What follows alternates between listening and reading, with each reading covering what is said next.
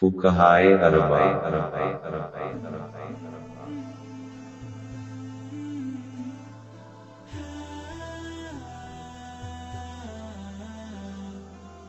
रहता था जुबान पे उनके खुदा का नाम, हे अहले हक के पेशवा चारों इमाम।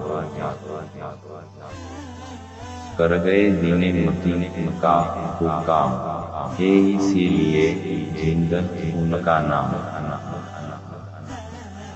किया दीनी मेहनत की खातिर तर्क अपना ऐशो आराम। दीनी इशाअत की खातिर की मेहनत सुबह व शाम। पढ़ो उनके हालाते जिंदगी, आएगा समझ उनका मुकाम। वो तो करके खिदमते दिन बना चुके हैं जन्नत में मुकाम। न करना उनपे नुकता चीनी, करना दिल से एहतराम।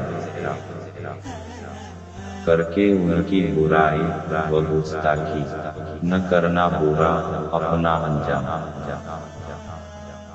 न होना कभी भी बेलगाम, देना जुबान को अपनी लगाम। हे मास्टर की बस यही नसीहत करनी थी बयां, बस यही हकीकत। Abdul Salam master लाजपती, London, UK।